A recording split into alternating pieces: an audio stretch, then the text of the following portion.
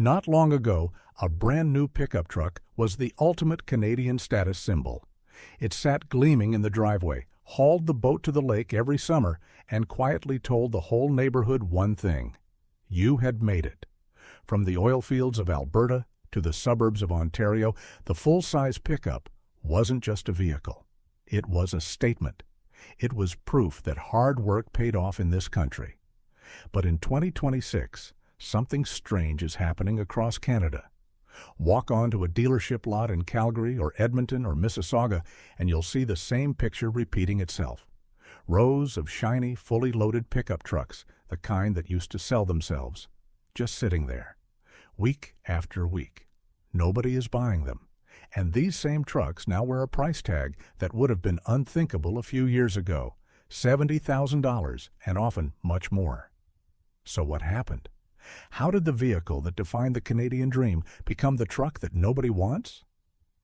Stick with me, because the real reason is bigger than trucks. It's a warning sign flashing across the entire Canadian economy. And it touches your paycheck, your bills, and the value of whatever is sitting in your own driveway right now. Let's start with what's actually happening on the ground. If you talk to people in the auto industry across Canada, they'll all tell you a version of the same story. Inventory is piling up. Trucks that used to move off the lot in a matter of days are now sitting for weeks, sometimes months. Dealers are offering incentives, discounts, and deals that would have been unheard of not long ago. And even then, the buyers just aren't showing up the way they used to. And the first clue as to why is right there on the windshield. A loaded half-ton pickup that cost somewhere around $45,000 a few years ago now routinely crosses $70,000. Loaded up with the top trim, the big screen, the leather, the towing package, and you're staring at a sticker closer to $90,000. That's not a truck anymore. That's the price of a small home in some parts of this country. That's a serious chunk of a family's entire yearly income. So how did we get here? To understand it, you have to look at three forces that collided all at once. The first force is the price itself. Over the last decade, pickup trucks quietly transformed. They stopped being simple, rugged work vehicles and became rolling luxury living rooms. Massive touchscreens, heated and cooled seats, advanced driver technology, premium sound systems. Every year the trucks got fancier, and every year the price crept higher. The problem is that most Canadians never actually asked for all of that. They wanted a truck that could tow, haul, and last. Instead, they were handed a luxury product with a luxury price. And eventually, the price outran what ordinary people could pay. The second force is interest rates. This is the part a lot of people underestimate. When you finance a vehicle, you're not just paying the sticker price. You're paying that price plus interest, spread out over years. When interest rates were low, a big truck loan was manageable. But as rates climbed, the monthly payment on that same $70,000 truck ballooned. Suddenly, buyers weren't just looking at a higher price, they were looking at a higher price on top of a higher rate. Put those together, and you get monthly payments that can rival a second rent check. For a lot of Canadian households, that's simply a non-starter. The third force is everything else. And this might be the most important one, because a truck payment doesn't exist in a vacuum. At the exact same time that trucks were getting more expensive, the entire cost of living in Canada was climbing too. Groceries, rent, mortgages, home heating, insurance, every single one of those bills went up and up and up. So even for the Canadians who could technically afford a truck payment on paper, there was suddenly no room left in the budget. Every dollar was already spoken for before it was even earned. But here's the real reason nobody's buying. And it's the part that dealers don't put on the advertisement. It's not just that these trucks are expensive to buy. It's that they've become brutally expensive to own. Think about what it actually costs to keep one of these trucks on the road today.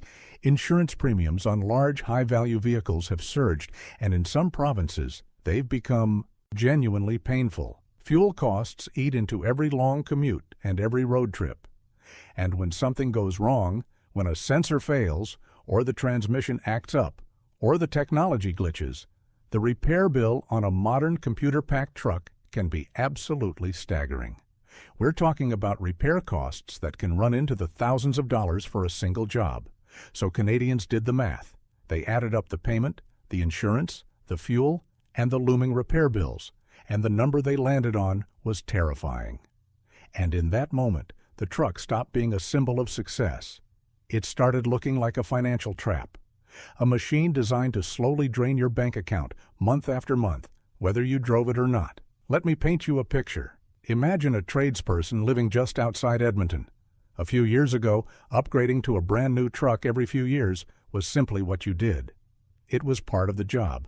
It was part of the identity. A new truck meant business was good and everyone could see it. But in 2026, that same tradesperson is doing something different.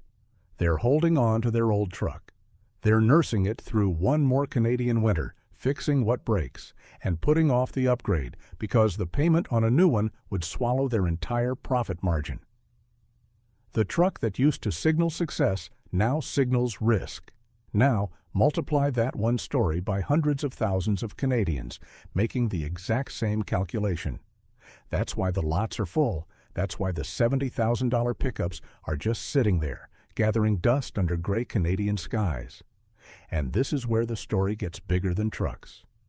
Because when Canadians stop buying the vehicles they once bought without a second thought, it tells you something important. It tells you that confidence is cracking. It tells you that households are stretched to their absolute limit. It tells you that the middle-class dream in this country, the good job, the nice truck, the house, the boat, is getting harder and harder to hold on to. That unsold pickup on the dealer lot isn't just a slow-selling product. It's a snapshot of an economy where ordinary, hard-working people are quietly pulling back, tightening their belts, and bracing for whatever comes next. The truck is the canary in the coal mine. And right now, the canary is telling us that Canadians are worried. So what happens from here? In the short term, dealers will keep discounting. Some of these trucks will eventually move, sold at a loss just to clear the lot. Manufacturers will adjust. There may even be a moment where prices dip enough to tempt a few buyers back. But the deeper trend, the fact that a growing number of Canadians have simply decided they cannot justify a $70,000 vehicle, that isn't going away quickly. Because the forces behind it, the rates, the cost of living, the cost of ownership, aren't going away quickly either. And it leaves us with an uncomfortable question. If the everyday Canadian can no longer afford the truck that once defined this country, what does that say about where the Canadian economy is really heading? Is this just a temporary correction after years of runaway prices? Or is it the first sign of something deeper, a middle class that's slowly being priced out of the very lifestyle it built? Here's what I want to know from you. Do you think the pickup truck has priced itself out of reach for good? Or will Canadians come rushing back the moment prices finally drop? Have you looked at truck prices lately and felt that same shock? Tell me about it in the comments below. I read them, and I want to hear what's happening in your part of the country. And if you want clear, honest breakdowns of what's really going on across Canada, the stories behind the headlines that actually affect your wallet, then subscribe to Canada Insider. Because the forces reshaping this country deserve a closer look, and we're just getting started.